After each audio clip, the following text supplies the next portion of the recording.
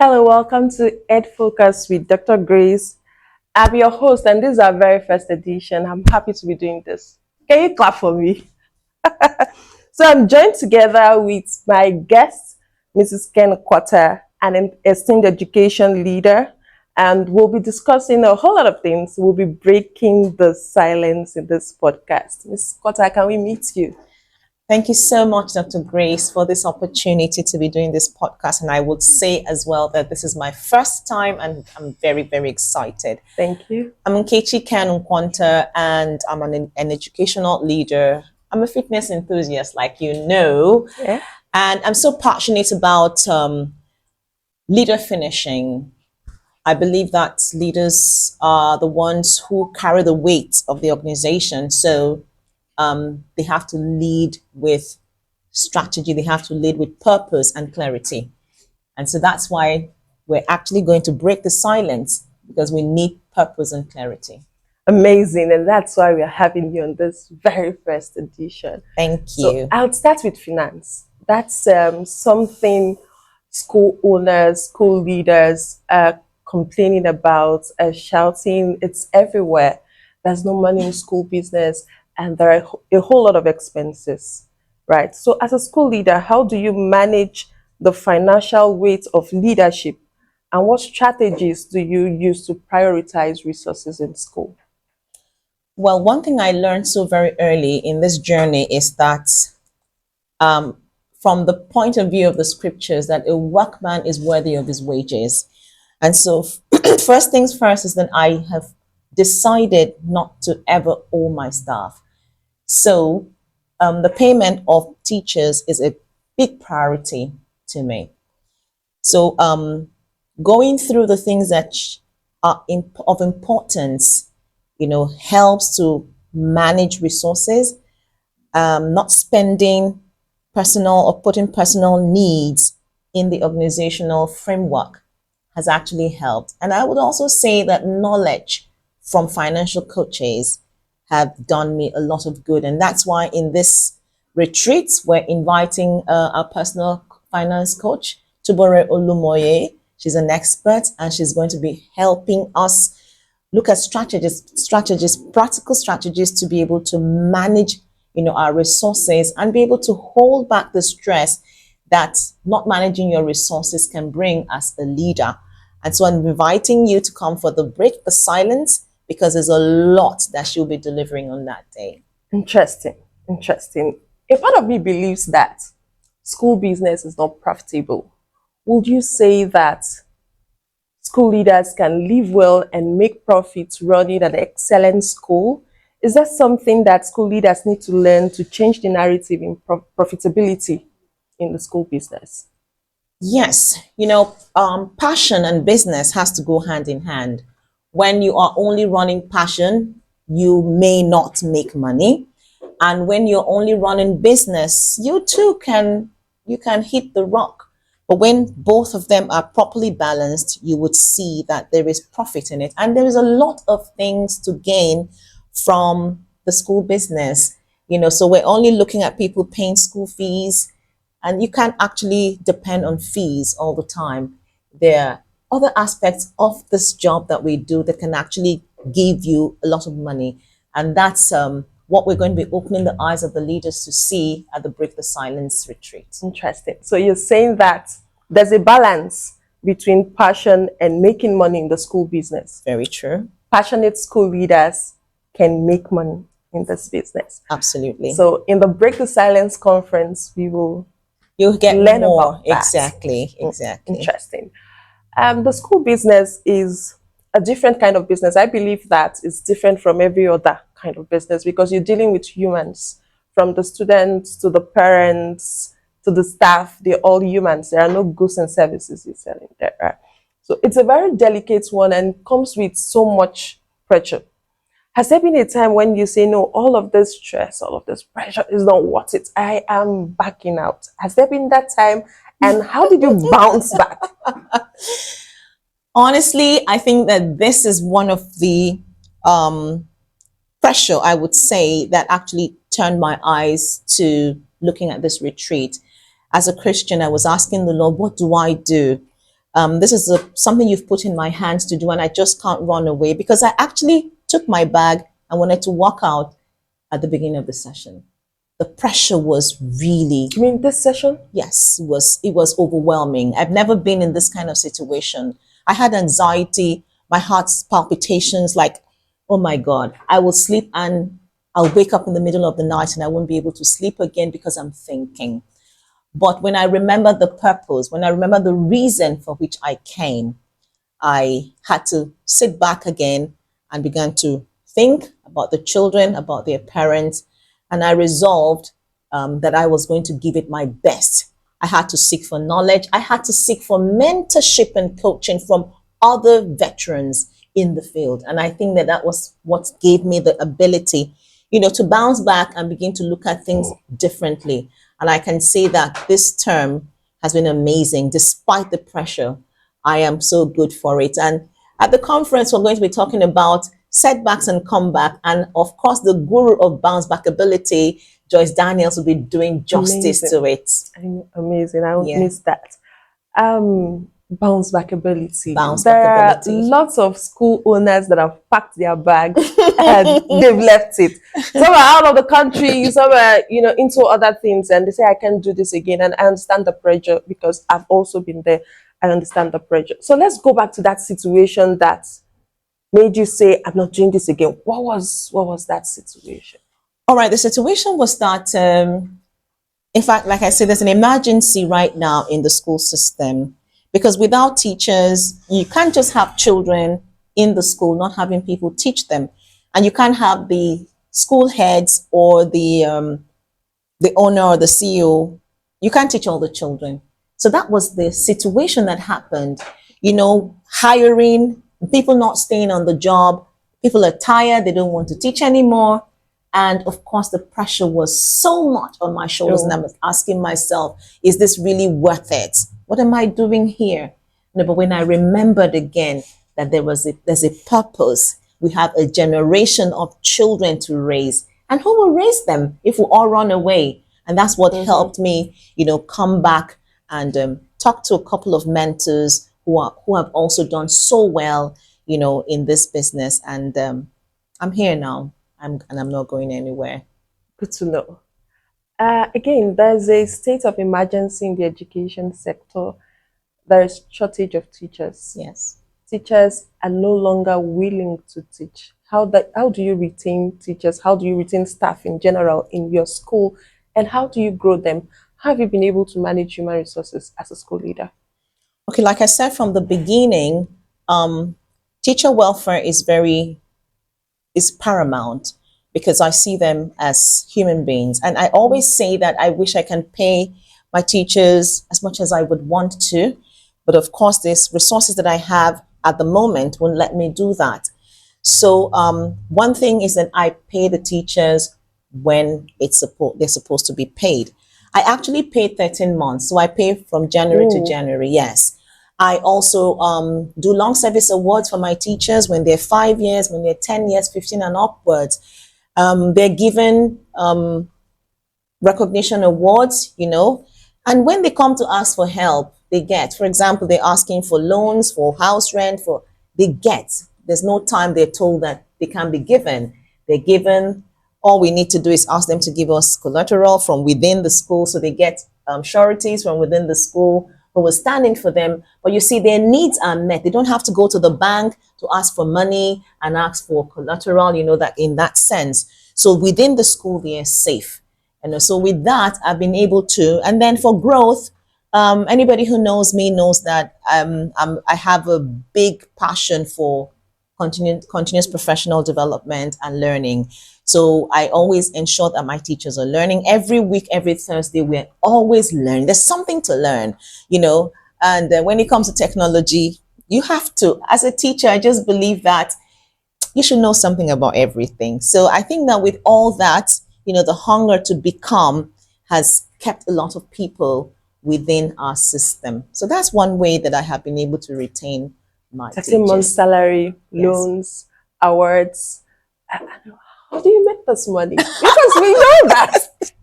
We're told that there's nobody in the school business. So how are you able to manage finance and all of this? I think that's something we will learn Exactly. in the Breaking the Silence conference. Exactly. We're told that everything lies on the head of the leader. Yes. If the school grows, if the school is doing well, if it's doing poorly, it's on the head of the leader. True. How do you, as a leader, grow yourself? How do you maintain emotional and physical stability to lead your school? Yeah, I think that was John Maxwell who said everything begins and rises on leadership, and that cannot be.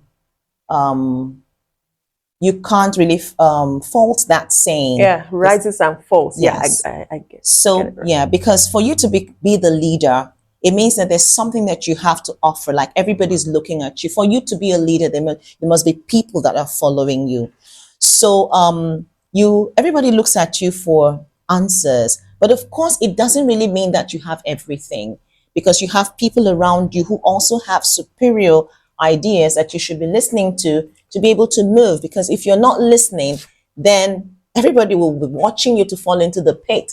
So that collaboration that you have with your followers or with your team is what actually keeps the team intact, because they know that together everyone achieves more. So I think that for me, that has really, really helped me. And then I am a fitness enthusiast.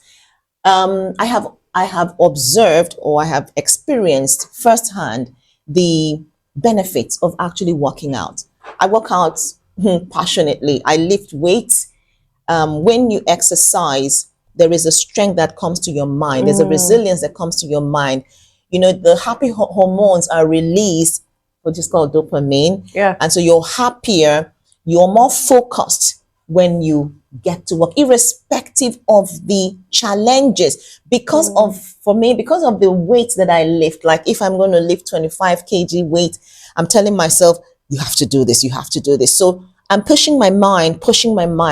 With that push, with that resilience I'm building, I'm able to carry that into my work. So when I see a challenge, I remember the weight that I have been lifting.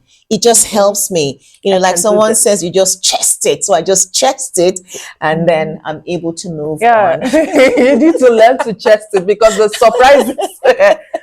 surprises and the challenges that comes to you as a school leader, because like I said, you're dealing with humans from the students too. So every day you hear different stories, different things happen. So you need to be able to build that capacity to take it in. Exactly. How have you been able to manage your time, manage relationships? Because I know that this job is hectic. Like you said before we started this, that you're going back to school, that you close by 5. So how do you manage your time? How do you manage other relationships? Have you lost a relationship because of this job? How do you do it? Well, you know, like this program we're going to have, Breaking the Silence, I am looking at people being vulnerable. And as a leader, you actually have to be vulnerable. There's nothing wrong with you being vulnerable, because you're a human being. And I would say I can cry before my team to show them that I am not made of wood, or I'm not made of iron. I am a human being. I have emotions. Things touch me. So you can actually feel that, oh yes, she feels something. So I haven't really lost a relationship. The closest relationship I have is my family. So earlier to this time, we have learned how to segment things, cooking, doing jobs, and you know, everybody just does something. It hasn't always been easy, but with years of experience, it became easier. So I think with my to-do list, I know what I'm supposed to do at every point in time. I strike them off my list, and anything I'm not able to do, I just KIV it for the next day. So priority, putting the most important things forward, and then the other things follow. And that's how I've been able to do it. And you know, I'm a workaholic, so I can just push myself. So you're able to balance your spiritual life, your family, your work. And yes, I as demanding as this job is. I have a book, and it's called my gratitude book, which has turned into my prayer book.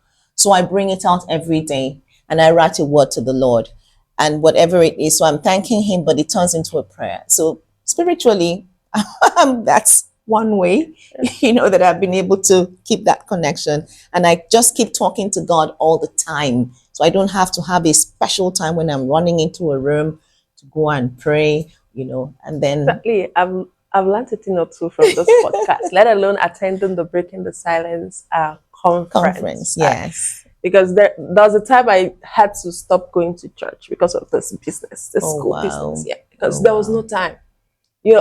I even remember giving birth to my first child. I was on the labor ward. I was still connecting the school. Oh, But wow. you're the queen of policy and structure, as we know in Port Harcourt.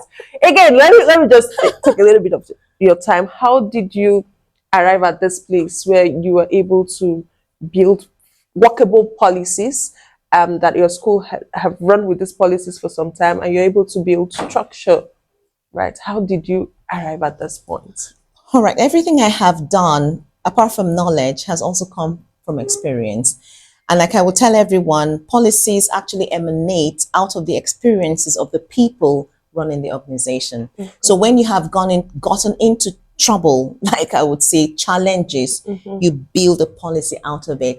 And then you teach the people the policy. So when people come into my organization or into our organization, we have a time when we breathe the policy to you. We rehearse it with you. We tell you, and we tell you again. So we just say the policy says. And the more you hear it and the more you see it working, the more you believe it. And that's how we have built this. And then we look out for the quality that we want to see, using the policy to rope it around. So I think that that's what we have done. But the policy is not just on paper, it's also working around.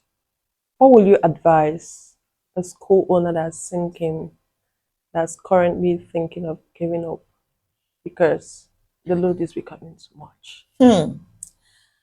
If you believe in purpose and you're clear about the purpose, just know that there is nothing in life that comes easy.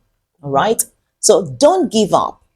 Breaking the silence is a retreat. It's a one-day life-changing experience. I assure you that if you come in, you're going to get support. You're going to get solutions to things that you never knew that other people have gone through and have, overcome. The other thing is to have mentors and coaches. You can't go wrong with having a mentor. You understand? Okay. So if you have mentors, you have coaches within this sector, you're most likely not to give up. Even for a school owner that's planning to close after the third term, about over 4 schools in Port Harcourt closed, Yes. before school resumed Yes. September last year. Yes. And some are saying, I'm done.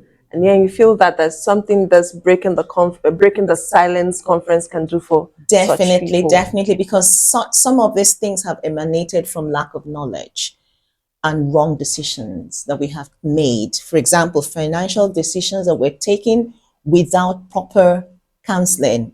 Receiving instructions from a financial expert, taking a loan when you're not supposed to take a loan, building projects that are not meant to be within your capacity at that time.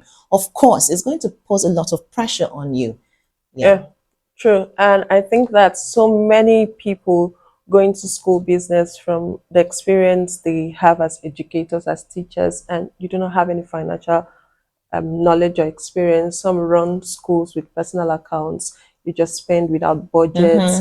So things just happen like that, right? You don't know the end from the beginning. So they just go like that. And going that way, it is not an accident that you hit a rock, because that's the journey you've set for from the beginning. Exactly. So yeah, when we come for breaking the silence conference, we'll meet financial coaches that will take us through how to run a successful business. Exactly.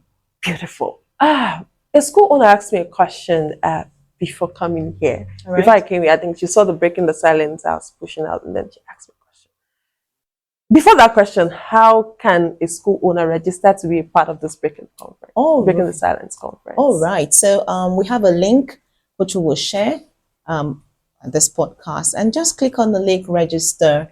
It's 50,000 naira to be part of it, and I think it's something that is very affordable with the kind of value that will be shared on that day. I'm sure you have seen the lineup of speakers. They're powerful women. So I answered the school owner, but I need you to answer. She said, I'm thinking, where do you think I'll have 50,000 naira to pay to attend another conference? So can you address people like that? I'm doing school business. I don't have that money to put into breaking the silence conference. I'm struggling to find money. I'm struggling to pay staff. I'm struggling attending another conference for 50,000 naira. How? Well, I think that if something is important to you, you're going to do everything possible to make it happen. And like I always say, 50,000 is 10,000 5 times. 50,000 is 25,000 2 times. 50,000 is 5,000 10 times. 50,000 is 50,000 once. So it all depends on how you want to go about it. So she can actually speak to us and we find a payment plan that she can have and she can comfortably pay and be part of it. The most important thing is that she's sitting in that room and absorbing the positive energy that will push her out to be able to succeed. Yeah, thank you for your response. But also, there's something I tell school owners. You see, most times we we give out money for expenses, but when it comes to investment, something that will make us make more money, we start calculating money. But what if this 50,000 leave you, right? But if so other expenses come for 50,000 naira, that it's an expense that will just swallow that money. You're ready to give it out. But there's an investment. Yes. There's an investment that you actually benefit from or get interest from. Yes. And then finally, before we round up this session, who are we expecting? Who are we expecting to see? Who are we expecting to meet when we come for the Breaking the Silence conference? All right, on the flyer, we already have our lineup of speakers. We have Dr. Beledem David. She's a mental wellness specialist, so she'll be there to talk about mental wellness because a lot of people are burning out, and up here, things are not just working well. So she'll need to talk to a lot of people on how to deal with that. We're also going to have Joyce Daniel. Joyce Daniel is the public speaker and an expert on bounce back ability, and she's going to be talking to us on that day. We also have the assistant head of School of Meadowhall School, Fatima Okewo. She's going to be talking to us about leading, being an authentic leader. So she's going to be talking about vulnerability to growth on that. This is going to be a real life experience discussion. We also have Nkechi Kalu. She's an HR consultant. So a lot of us have had issues with how we hire people because that can give you a lot of challenge as well. If you hire, like they say, if you hire monk, you pay peanuts. You get monkeys. One of those kind of things they say. So we just pick up people to be in our classrooms. We don't know the procedure for hiring. So Nkechi Kalu is going to be there. I can tell you she does wonders with HR. We also have Tubore Olomoye, and anybody who knows her, she's the personal finance coach with many years. She's worked in the bank and she needs to talk to you. When she talks to you, your head will be correct when it comes to money.